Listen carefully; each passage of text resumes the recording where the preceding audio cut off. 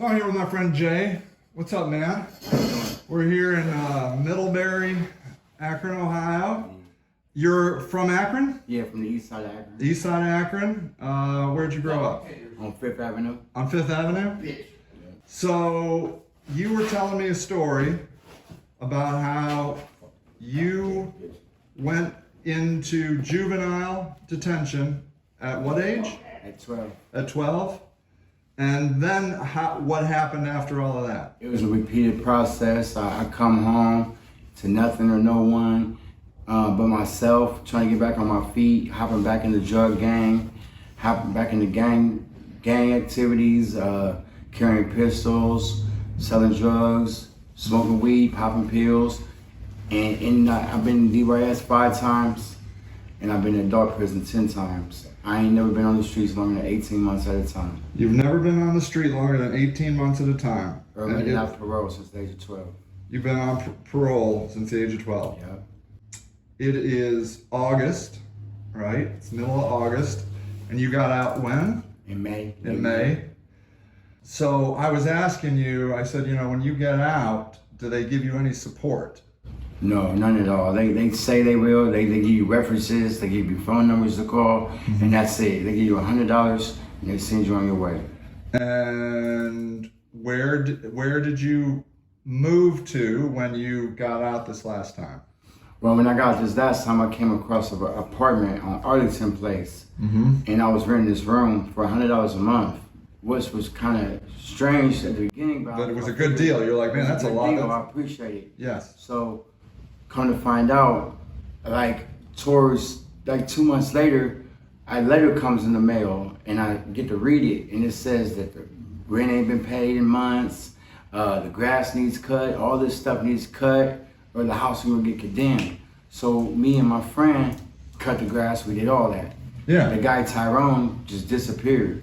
The guy you were renting from? Yeah. Uh-huh. So next thing you know, a couple weeks later, the police come to the house and said the house being condemned. There wasn't nobody supposed to be living there. Put me in cuffs and put me in the back of the car and gave me 2 misdemeanor charges. You got 2 misdemeanor charges for being in a house. Trespassing. Trespassing? At the place I was living. Because you thought you were renting an apartment. Yeah. And it turned out it was a scam. A scam. And so now you got these misdemeanors. So now you thought you found a place, and now the cycle's starting again. Yep. And so what, you got to go to court on that? Go to court, and I got parole violation. And you got a parole violation because you were of that misdemeanor. Because I had contact with the police. Because you had contact with the police. Do you have a phone? Yeah. Oh, that's good. Yeah. And so then what happened after that? So I just been going back and forth with court on the misdemeanors. My PO says that he's going to deal with it after the case gets resolved, see what they're going to do about the misdemeanor case, and then he'll decide what he's going to sanction me on. Other than that, I'm living on the streets homeless again and going back to my old ways again. Old ways. Because, okay, so a lot of people say, well, why don't you just go get a job? It's easier said than done. Have you tried, have you ever done an application? I've done lots of applications. You have? I've never been hired though. You've never been hired? I don't got a GED. You don't have a GED? I got a learning disability. You got a learning disability. And then do you find that your records make it hard to get a job? My records. I got ag robs, I got gun specs, I got gang charges, I got drug charges, I got all that. Yeah, so all of that, and you were saying that it's not just doing your time, that stuff follows you. No, it follows you for life. And you just do your time and you're judged throughout life for forever. Like right now, someone can call the police and lie on me and say I did something, and because of my record, they're gonna convict me of it. They're gonna indict me immediately and they're gonna convict me of it. Really? So you're just, if somebody wanted to screw with you, they could just call on you and be like, Jay did this. Jay robbed me. Jay robbed me. $25 in the phone. And then that was it. Now And you're done. Robbery. Yeah. So, do they tell you what to do? Are they like, hey man, you need to go do this, you need to go do that? Is there a plan for a guy that's had your history? Are they like, this is how you get into regular society? They tell you, but for a guy like me that's never been in regular society, how am I supposed to know? Yeah. I need to be introduced to it. I need to be brought into it. Yeah. I can't just go into it, something I don't know nothing about. Right. And how old are you? I'm 42. You're 42. So you've been dealing with this since the age of 12. Well, really, all my life, I was born a crack baby in a crack house. So your parents were addicted to drugs? Both of them. Both parents. And what was that like? What was living like that as a kid? It was messed up. I mean, I was neglected. I didn't really have no much of a childhood. I became a grown man at the age of 12. I had to go out there and fend for myself. Yeah. Started gangbanging, started carrying pistols, started selling drugs. Why do people carry guns around? Right now? Yeah. Because everybody needs to have one if you're in the streets. Even if you're just walking down the street. If you ain't got no car, you need to have a gun. If you don't have a car, you need a gun because it's that dangerous. It's that dangerous. Yeah, you feel like East Akron is dangerous. Oh, yeah. Yeah. I mean, you were just here when we had a murder. Yeah, I watched my best friend get killed. I seen the whole thing. You saw it. Yeah. Have you ever seen anybody else get killed? Oh, yeah. Friends died in my arms. I've been shot a few times. I've been stabbed a few times. I've seen a lot of deaths. Seen a lot of I lost all my family. My mom's dead. My dad's dead. My grandparents are dead. All I got is 2 little brothers. One's staying right here in Tent City, and one's in Richland Penitentiary. in the That's the only penitentiary. family I got left.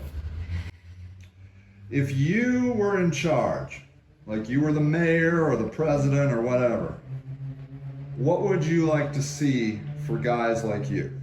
I make jobs when they first come home. They'll do the job application 60 days to 30 days before they come home.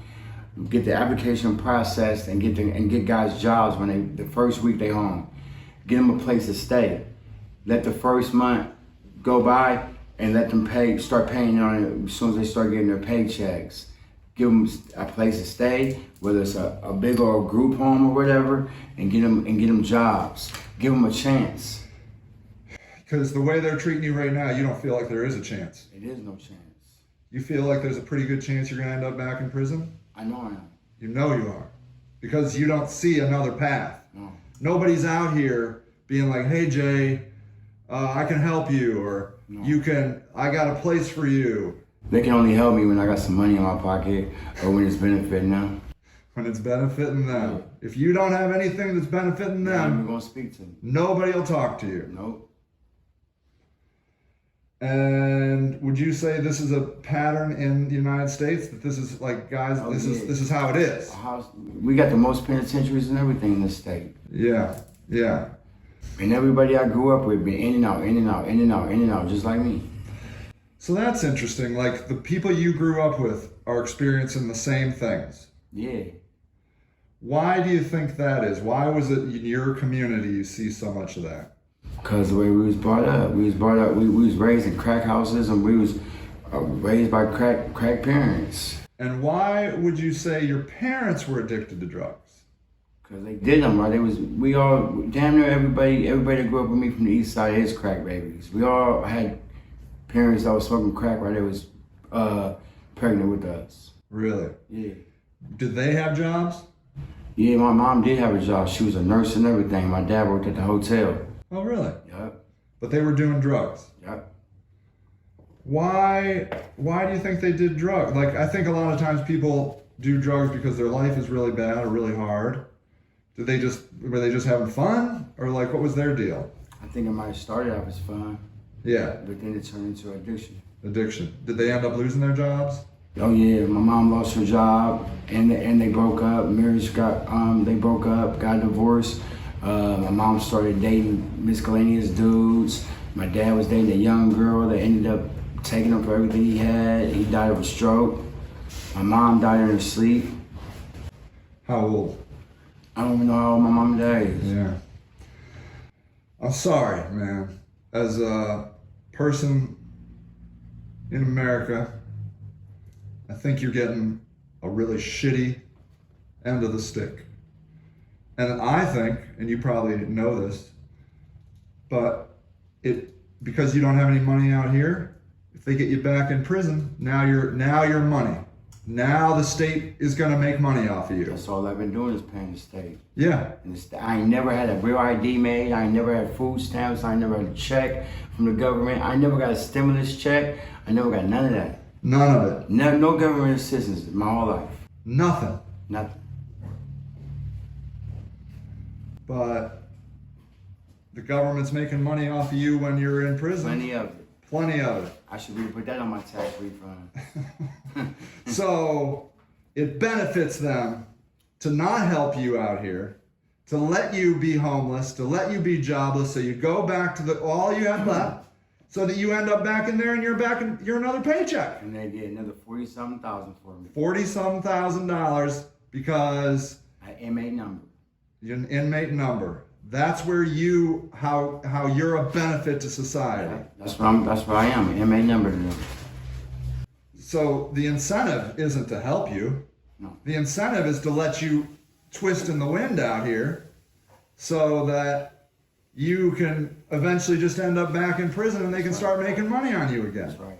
It's a big trap. Mm-hmm. America is a trap house. Yes, it is. The whole thing is a trap house. Definitely. And that's how they like it. I love it. They love it. You getting a place to stay and getting a job doesn't help them at all. No, they don't want to give me that. No. That's fucked up, Jay. I'm sorry, brother. Thank you for telling your story. No problem. I appreciate it, man. Yep.